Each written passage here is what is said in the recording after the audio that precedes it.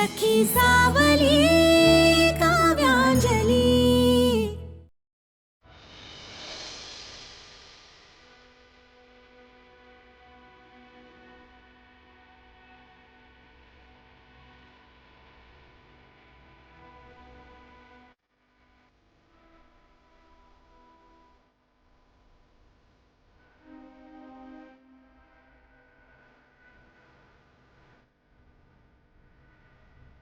काव्य, बस.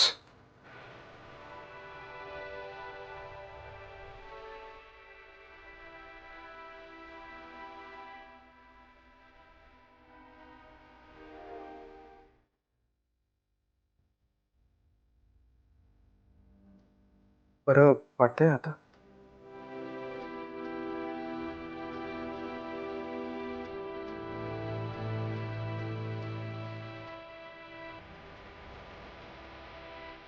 तू व्यवस्थित जेवलीस ना? ओके. सॉरी, मी असं न सांगता घरातून निघून गेले. तुम्हाला खूप त्रास झाला असं. काव्य, काव्य, ऍक्च्युली मीच तुझी माफी मागायला आलो होतो. हे बघ, मी आतापर्यंत तुला खूप त्रास दिलाय, यासाठी सॉरी. आणि या सगळ्यासाठी मीच जबाबदार आहे.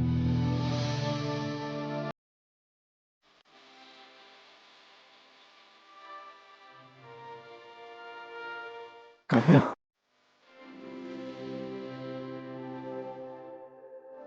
मला खरंच माझी चूक सुधारायची आहे.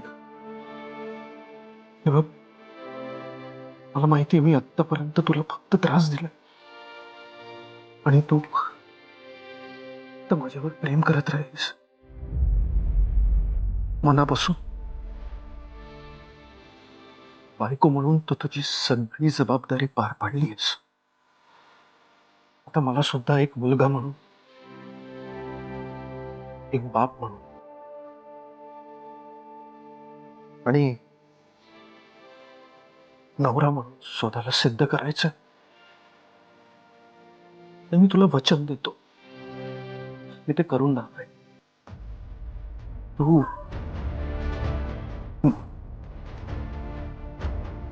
मला शेवटची एक एक संधी देशील प्लीज? देईन मी संधी.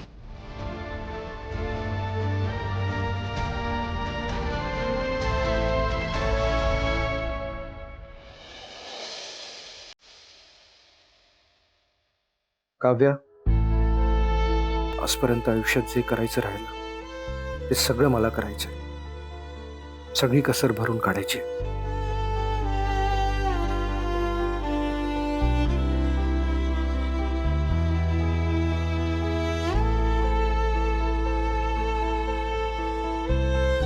तिला थंडी वाजते. आजपर्यंत हिने कितीतरी वेळा माझ्या अंगावर पांघरून घातलं असेल, पण मी हिच्याकडे कधीच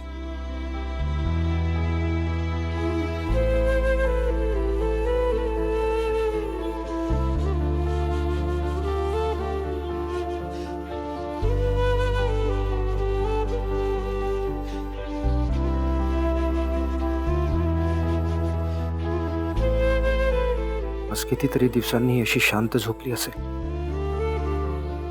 किती त्रास दिलाय मी हिला, पण सगळं निमूटपणे सहन करत राहिली. मनातलं दुःख कधी चेहऱ्यावर येऊ दिलं नाही.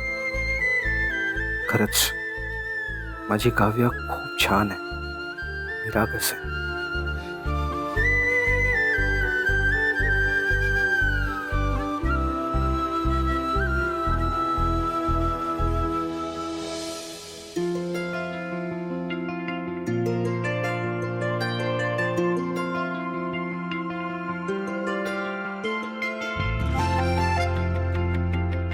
काव्या, हाय. अगो एवढे सगळे पदार्थ केले सकाळी लवकर उठून? आई आता यांचा सुद्धा डबा असणार आहे ना, आणि यांचा ऑफिसचा पहिला दिवस आहे आज. आणि आता नव्या आयुष्याचा पण.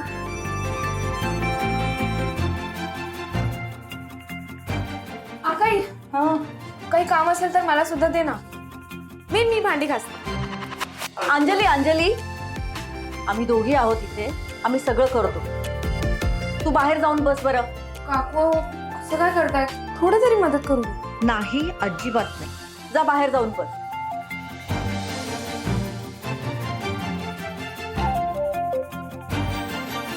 Good morning Anjali. Good morning भाऊजी. झालं तुझं? आले, हे घ्या, तुमचा डबा तयार आहे. मी काय म्हणतो, आपण आता एकत्रच ऑफिसमध्ये काम करणार आहोत, तर आपण एकत्रच जाऊ ना रोज. माझं इथलं आवरायचं राहिलंय जरा. तुमचा पहिला दिवस आहे, तुम्ही पुढे जा, मी येईन बसनी नंतर. कशाला त्या बसच्या गर्दीतून येते? माझ्यासोबत मस्त गाडीत चल, एसी आहे, बाहेर खूप गरमी आहे, चल. अगं तो एवढं म्हणतोय तर जा त्याच्या बरोबर. मी इथलं आवडते सगळं. जा. बर. दे दे. अहो मी घेते ना. दे. हे पण दे. अहो कशाला? No problem.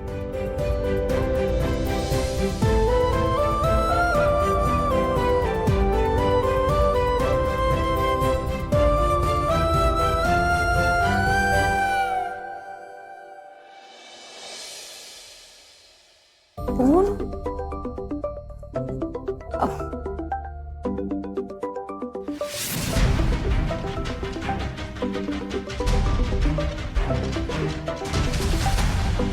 मावशींचा फोन.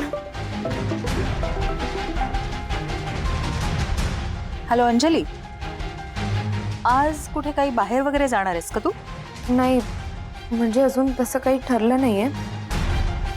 का काय झालं? काही काम होतं का? हो, थोडं महत्वाचं काम होतं, बोलायचं होतं महत्वाचं. घरी येऊ शकतेस का? काय बोलायचं होतं? अगं घरी ये तरी, प्रत्यक्ष भेटल्यावरच मग बोलू. ये तू, मी वाट बघ.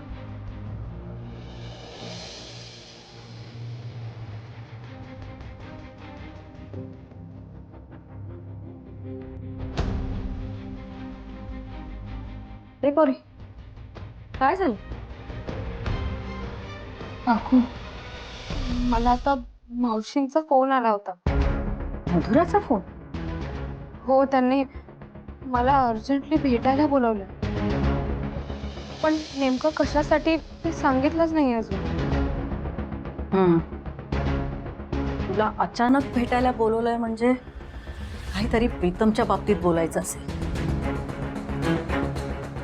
आणि प्रीतमच्या बाबतीत असेल ना, तर तू मागे हटायचं नाहीस. मधुरा माझी धाकटी बहीण, मी तिला चांगली ओळख. बघ, ती तुला काहीतरी अडचणीत आणायचा प्रयत्न करेल, तुझ्यावर दबाव आणेल, पण तू तुझ्या मनावर काहीही परिणाम होऊ देऊ नको. आणि बाळात काही लागलं तर मी आहेच ना.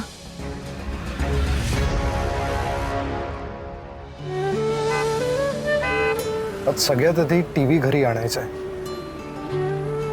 त्यानंतर आईचे दागिने घेऊन ये. मनावर खूप मोठं ओझं आहे, ते लवकरात लवकर उतरायला हवं. सगळं काही नीट होईल. आपण दोघं मिळून सगळं नीट करूया, नका काळजी कर.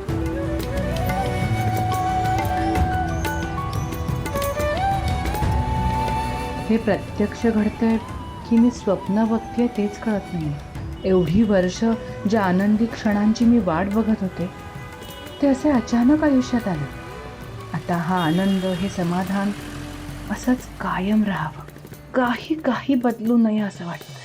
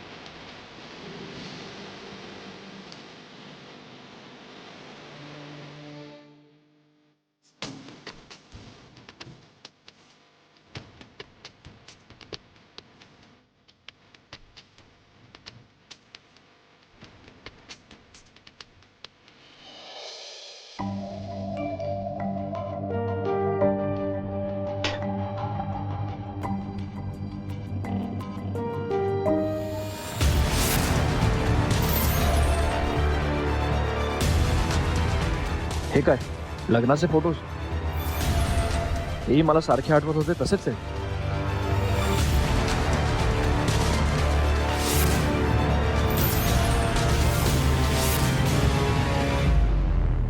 पण या फोटोज मध्ये पुष्पांजली काय माझ्यासोबत? त्याचा अर्थ माझं लग्न पुष्पांजली सोबत झालंय.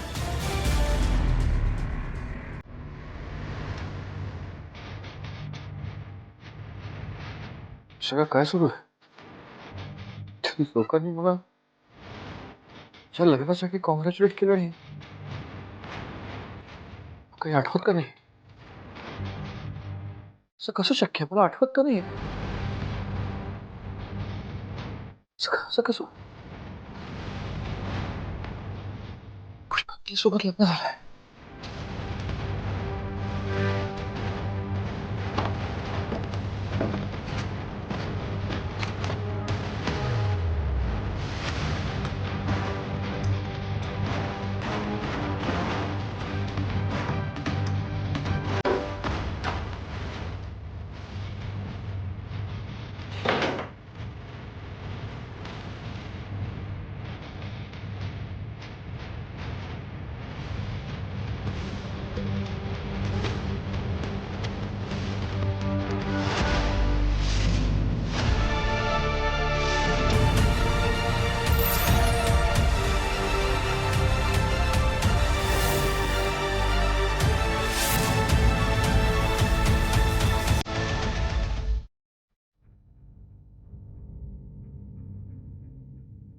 मावशी, काय झालं? तुम्ही एवढ्या घाईघाईने बोलवून घेतलं ना?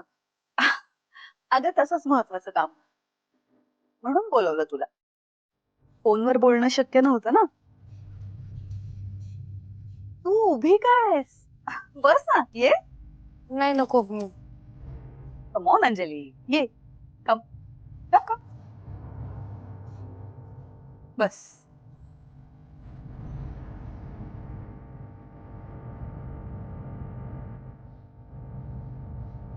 इतक्या दिवसांनी घरी आली आहेस, काय करणार तू? चहा, कॉफी, सरबत? नाही, नको. ओके. मी तिला चांगली ओळख. ती तुला काहीतरी अडचणीत आणायचा प्रयत्न करेल, तुझ्यावर दबाव आणेल, पण तू तुझ्या मनावर काहीही परिणाम होऊ देऊ नको. मीनाक्षी काकू म्हणाल्या होत्या सावध राहा. मावशींनी मला असं अचानक बोलवलंय आणि एवढं गोड बोलतायत. नक्की काय काम असेल? अंजली, सरळ आणि स्पष्टच बोलते. प्रीतम ही माझी टॉप प्रायोरिटी आहे. प्रीतमला काही झालं तर मी ते नाही सहन करू शकत. एकूण माझ्या लक्षात आलंय की प्रीतमसाठी बायको म्हणून तू योग्य नाहीयेस. त्यामुळे तुला सून म्हणून मी स्वीकारू शकत नाही. तुझ्यामुळे जर प्रीतमच्या जीवाला धोका असेल तर ही रिस्क मी घेऊ शकत नाही. मावशी, एक मिनिट, मी बोलतेय ना, ऐकून घे. तुला मी डिवोर्सची ऑफर सुद्धा दिलेली होती, पण ती तू धुडकावून लावलीस. माझ्या डोळ्यासमोर पेपर्स फाडून टाकलेस. ठीक आहे, मी शांत राहिले. पण आता मात्र तू पुन्हा प्रीतमच्या जवळ येऊ पाहतीयस. हे मी सहन करणार नाही. आता हा विषय मला कायमचा संपवून टाकायचा आहे. त्यामुळे मी एक निर्णय घेतलाय.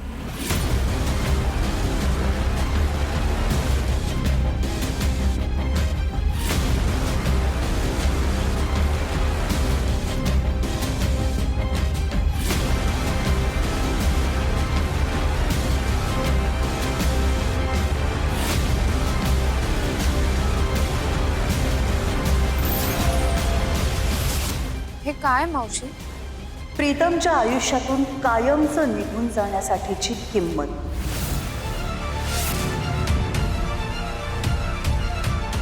ब्लँक चेक आहे हा. ह्याच्यावर तुला हवी तेवढी किंमत टाक. संपूर्ण आयुष्य ऐश आरामात जगशील इतके पैसे मिळतील तुला. हा चेक घे आणि माझ्या मुलाच्या आयुष्यातून कायमची निघून जा.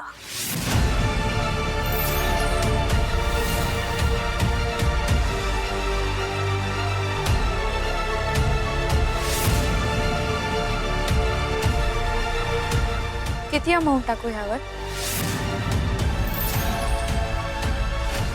सांगितलं ना, तुला हवी तेवढी अमाऊंट टाक. आणि इतकंच नाही, इथून पुढेही तुला जेव्हा लागतील, जितके लागतील तितके पैसे देईन मी तुला. अट फक्त एकच, माझ्या प्रीतमचं नावही घ्यायचं नाही परत.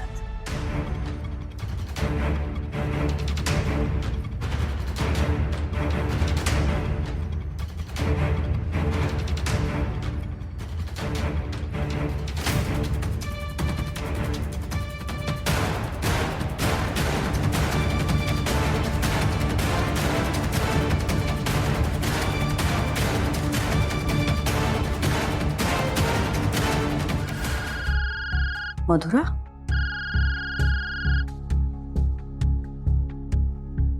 हा बोल मधुरा.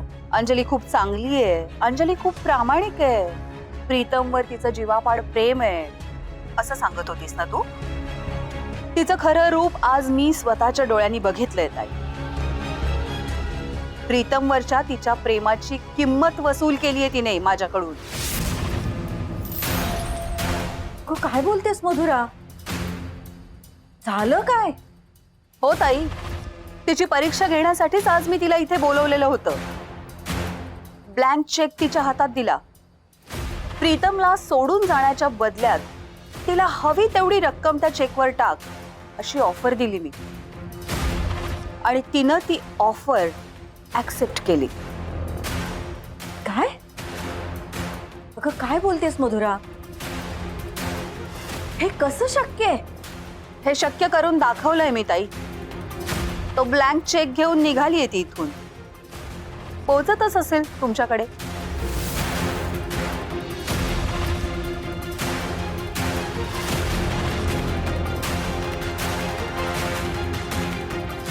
कसं शक्य आहे? नाही नाही नाही. काहीतरी गडबड आहे.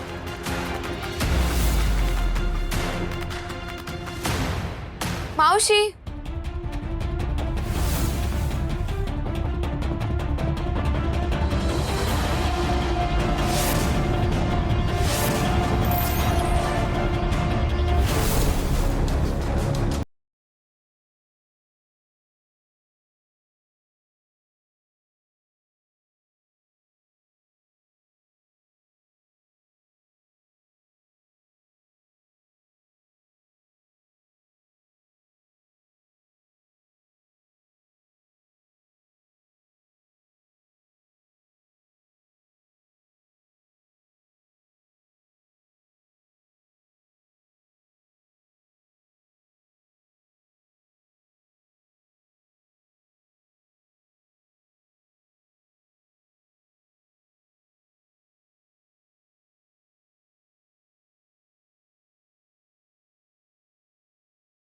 मस्करी करताय उगाच. प्रीतम तुला काहीच आठवत नाहीये का? हे हे मंगळसूत्र बघ ना, हे तूच माझ्या गळ्यात घातलंयस प्रीतम. पुष्पांजलीने एकदा मला सांगण्याचा प्रयत्न केला होता. मूर्ख मी लक्ष केलं त्या गोष्टीकडे.